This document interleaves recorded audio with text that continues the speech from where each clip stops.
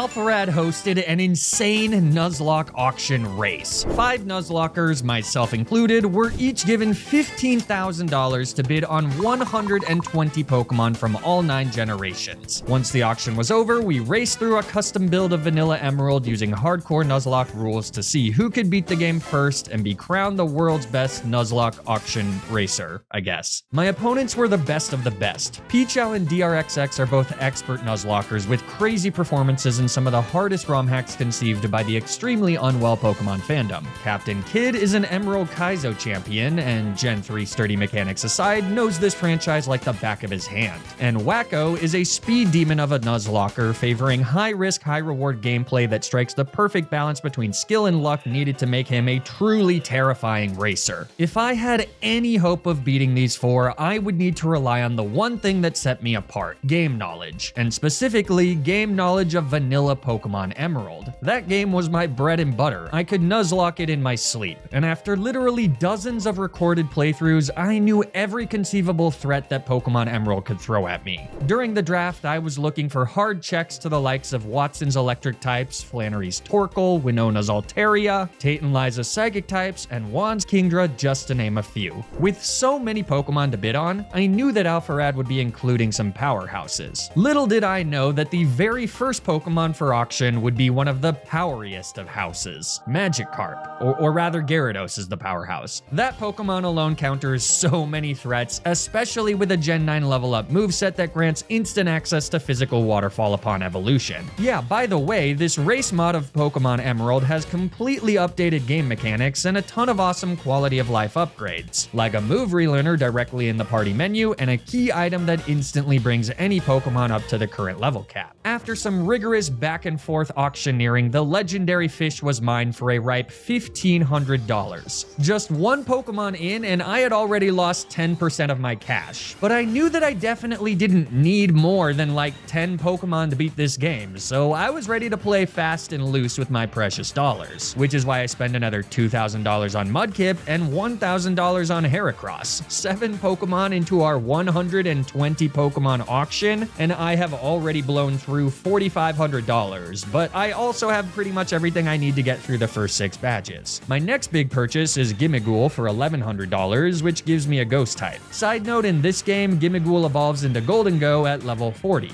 Most Pokemon with unconventional evolution methods have been changed to either evolve by level or with the use of an item. And this does bring up another important point. All the evolution items in this game, whether it be your conventional stones to evolve Eevee, or your unconventional items like the Peat Block to evolve Ursaring into Ursaluna, are found in the Lily Cove department store. But if you recall, in order to access the Lily Cove department store, you need to face off against your rival, an otherwise completely optional fight. So by avoiding any and all item evolutions, I can ensure that I won't need to waste time with that battle. It's not long until I grab Carvana for a ridiculously low $800, granting a dark type for Tate and Liza, as well as a generally reliable late game sweeper. Then 10 encounters later, Alpharad puts Sprigatito up for auction, and I instantly recognize it as an amazing answer into Juan and Wallace's water types. But seemingly, so too does Wacko, and at $2,200, the highest bid so far, I decide to let the kitten go. A mistake that I could very easily come to regret. So far, my answer to water types are lacking, which could make the late game pretty tough. My next 2 pickups don't help me out there, though Poplio does give me a fantastic check into Juan's Kingdra and Drake's Dragons. But then I do finally pick up a Deerling for $400. Not as good as a Meowscarada, but at least he's something.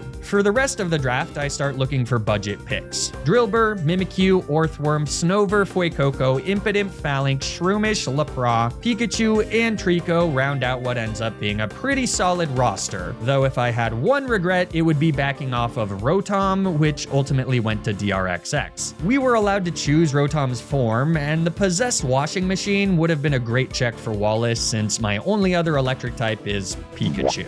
But with that, the draft was finished. We all had our rosters, and it was time to move on to the race phase. We were each given 15 minutes to catch our breath and do some last-minute planning.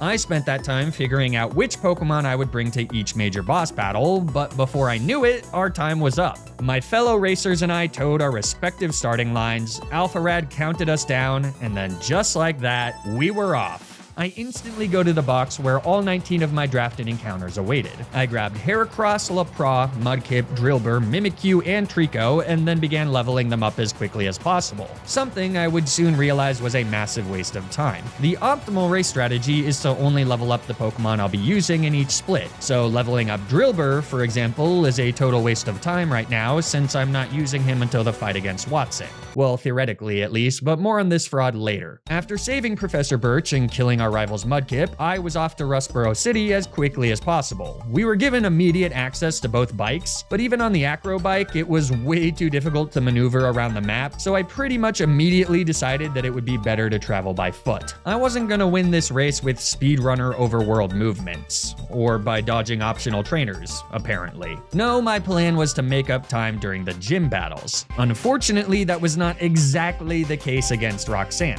Lapra does one-shot the first Geodude, but Nosepass gives her some trouble by taking less than 50% from our water gun. So not wanting to waste time with a healing cycle, I decide to switch to Mimikyu and take her out with a Wood Hammer. A second Wood Hammer also kills Geodude, but by the time the battle's over, I'm already behind both Captain Kidd and Wacko. This version of Emerald cuts out all the Team Aqua and Magma plot points, so we're free to head directly to Dewford Town. By dodging all the optional trainers in Brawly's gym, my time from Roxanne to Brawly is just under 4 minutes, though I again wasted too much time leveling up my entire party when really all I needed to do was level up Heracross and move on, because this beastly bug sweeps through Brawly's team with 4 aerial aces exactly as I intended when I picked her up in the auction. Before heading to Slateport, we do need to deliver Mr. Stone's letter to Steven, but after that, it's a mad dash to Watson. North of Slateport City, I make the mistake of chatting with Birch and fighting the 2 Poke fans, each with a Plusle and Minun, before I remember that since we already have the bike, I can just cut through Cycling Road. That did cost me about 2 minutes, but the good news is that I didn't run into a single Cycling Road optional. So yay me. Drillbur smacks Wally's Ralts with a Metal Claw, and then after disposing of the sole mandatory trainer in Watson's gym, we start the 3rd gym battle. Now, during the draft, I snagged Drillbur specifically with this fight in mind, but it wasn't until after I had bought him when I discovered that Drillbur's level up moveset is capital G garbage. This idiot doesn't learn a ground type move other than Mud Slap until level 30 freaking 2.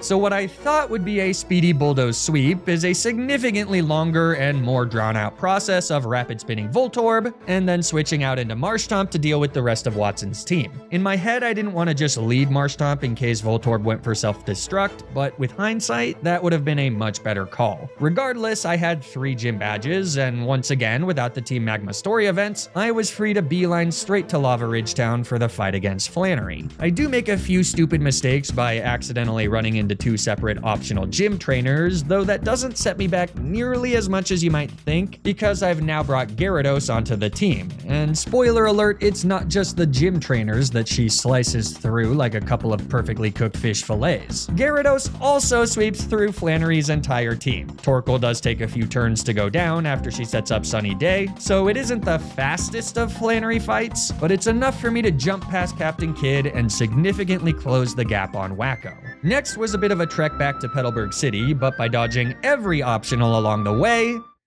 okay, that's a lie. I did run into one, but even so, I was starting the battle against Norman just 8 minutes after taking down Flannery. And Norman can actually be tough if you don't have the right encounters, but I have Heracross who plows through Spinda, Slacking, and Lanoon before falling asleep as a result of a yawn. So against Vigoroth, I have to switch out to Phalanx. Hoping to avoid healing cycles, I decided to use a turn to set up Bulk Up, but then get immediately punished by an Encore on the following turn. So now I have to switch out again, first to Mimikyu and then to Gyarados, who takes the KO with Waterfall. I don't know why I bothered pivoting through Mimikyu. That was stupid and a waste of time. Maybe it was just instinct. But even with the Vigoroth snafu, I was the first racer to defeat Norman by about 2 minutes, and this next split was going to be critical to expanding that lead. The distance needed to travel to Fortree City is long, but there are very few mandatory trainers. I do lose a bit of time to an optional Aroma Lady on Route 103 and a little more time to an optional bird keeper on Route 118, but other than that, we make it to Winona's gym pretty quickly. I take a little time to level up Orthworm and Pikachu, the former serving as a failsafe against the earthquaking Altaria, and the latter an answer into Skarmory. After taking out the mandatory gym trainers, our battle for the 6th gym badge begins. With a discharge, Pikachu snipes off Swablu. Oh, by the way, as part of the auction, Alpharad included a light ball for free. Nice guy, be sure to subscribe to him. Pikachu baits Altaria, which grants me a free switch to Gyarados, who then gets the KO with a few Ice Fangs. Gotta say, the move relearner is so clutch for Gyarados. Ice Fang also one-shots Tropius, and then for Skarmory, it's back to Pikachu on an Aerial Ace. A static paralysis means that our Electro Ball now definitely one-shots, and then for possibly the first time ever, Winona's final Pokemon Pelipper does not spam Protect. If it wasn't clear before, this should be a dead giveaway that this game does not have standard Emerald AI.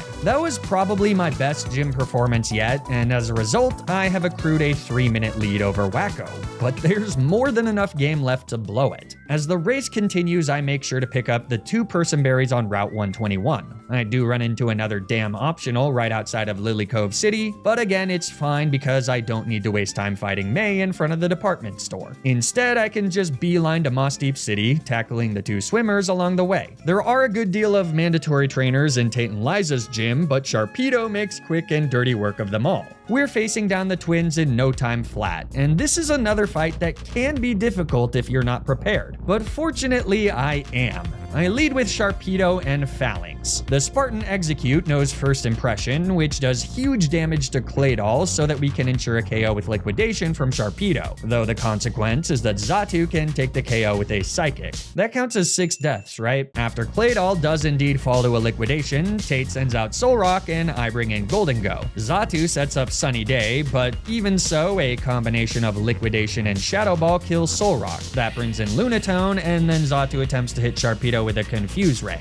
Unfortunately for her, I did make sure to equip one of our 2 recently acquired Person Berries, which lets me cleanly take the KO on Lunatone with a Crunch, and then follow it up with a well-timed critical hit Shadow Ball on Xatu. So that's Tate and Liza defeated in what has to be record time. Just 1 gym leader remains, so after evolving a few vital teammates, we enter the Sootopolis City Gym, ace the children's ice puzzles in 1 shot, baby, and then get to work. Juan leads with Love Disc, so I instantly take the kill with a Thunderbolt from Pikachu. She baits in Whiscash, which grants a safe switch to Breloom on an Earthquake, who then gets the 2nd KO with a Seed Bomb. Next is Kingdra, so I switch to Primarina. This is the reason I drafted him, and though Ice Beams are a touch scary, without any freezes, we take out Juan's biggest threat with a few Moonblasts. And then we also take out Crawdaunt and Celio, so with that we've gotten all 8 gym badges and the Pokemon League is within spittin' distance. But there's still no time to relax, because despite a seemingly run-ending critical hit from Juan's Kingdra onto Wacko's Meowscarada, my ball first, think second beast of an opponent was hot on my trails. If I gave Wacko even an inch of rope, I knew he'd be able to catch up.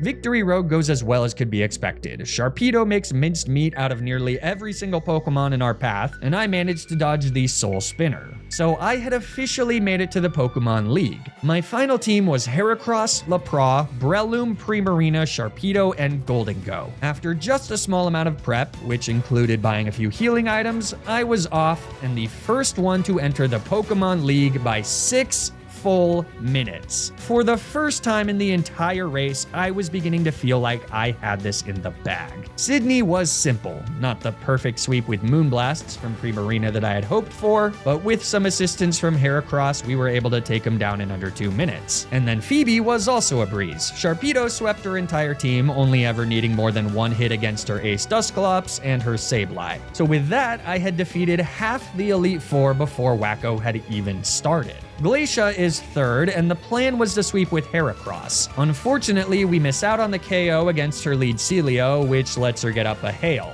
And then I make possibly the biggest mistake of the run so far. Heracross knows Swords Dance. If I had set up Swords Dance on the turn that Glacia heals with Celio, or on the turn she set up with Hail for that matter, I'd be completely free to sweep the rest of her team. But because I didn't, I'm forced to slog through the rest of this fight, narrowly missing out on the KO and racking up damage against Glalie before having to switch out against Walrein. I bring in Lapra to do damage with Shockwave, but Walrein is a monster of a tank and I am now wasting very valuable time. Golden Go can eventually finish off Walrein with a Power Gem, and though they do also kill Glacia's second Glalie, it's not before he sets up a light screen that drastically increases the amount of time it takes to finally get the win. That fight ended up taking a full 4 minutes from start to finish, and in that time, Wacko had not only started the Elite Four, but he had also smashed through Sydney's team and already started the fight against Phoebe.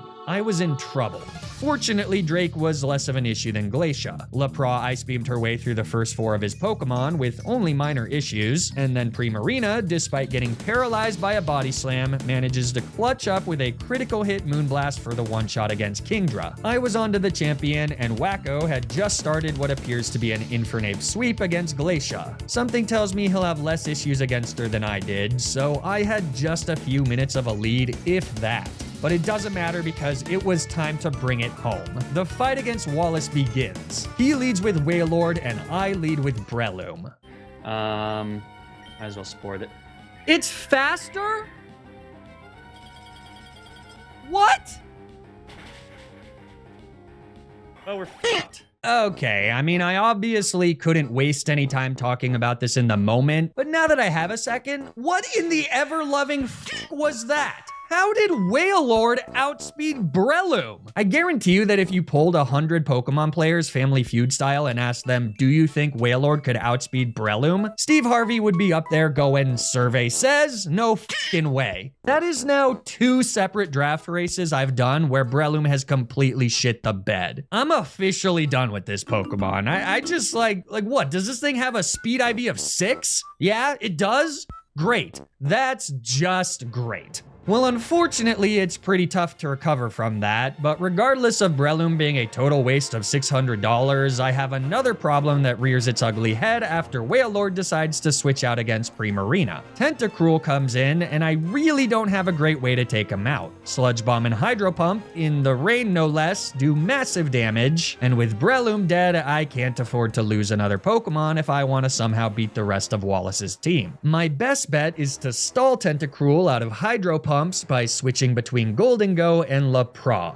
Yup, I'm PP stalling in a race, but I really don't see any other option. And the result is that it takes over 3 minutes to KO Tentacruel, but my struggles do not stop there. With Breloom dead, my only answer to Whiscash is Bullet Seed from Heracross, but we only get 2 hits, so it takes 2 turns to take out the fish. Against Wailord, we again only get 2 shots with Bullet Seed, so he sets up the rain. Wallace then heals, and I take the opportunity to set up a Swords Dance, but then on the next turn, Bullet Seed misses out on the KO again because we get the 2-shot again. So that's another turn to deal with Wailord. Milotic is next, and somehow she outspeeds me too, so Surf brings Heracross down to a sliver. If Bullet Seed can KO, we could still win this, but with just 3 hits, even though the last one crits, it's not enough, and now it's officially over. Wallace has full restores, Milotic is somehow also faster than Sharpedo, and it's over. With another PP stall to avoid getting poisoned on Lapra, I am eventually able to beat Milotic. Lapra then also takes out Gyarados, and finally Golden Go takes out Ludicolo, so I do win the battle, but by that point, it's far too late. My opponent was just too damn good. Wacko's team was better, and he was playing with that patented Wacko speed that I just had no answer for. Despite my steady lead since Norman, Wacko had come from behind and stolen the win. Now, I could blame Breloom's low speed IV, or those ridiculous bullet seed rolls, or any other number of slightly unlucky things that happened along the way, but they're all secondary to the fact that I had a terrible matchup into Wallace. Overall, my team was too slow and bulky, and I didn't have the right answers to his biggest threats. Sceptile and Sawsbuck for speedy grass types, or Swampert even for Tentacruel would have been much better bets, and failing to draft a single electric type other than Pikachu was a major setback as well. Also, while I'm pointing out my flaws, I probably could have relied more heavily on setup moves. Why did I not bring Dragon Dance Gyarados to the Elite Four? What am I, stupid? Don't answer that. And then obviously, I also cannot overstate how incredibly well Wacko played. His draft was fantastic. He picked fast-hitting sweepers and he consistently made strategic plays to maintain momentum. It was a well-deserved victory. And as frustrating as it is to come in second, this auction draft format was an absolute blast. I want to give a huge shout out to Alpharad for the invite and to all my fellow draft racers for a wildly fun event. We've already got a rematch in the work, and I know that next time I'll be even hungrier for the win. Until then though, thank you all for watching. If you enjoyed this video, it'd be great if you could leave a like and subscribe to the channel. Or don't, I don't know. But stay tuned for more Nuzlocke videos, and remember to always play around the critical hit.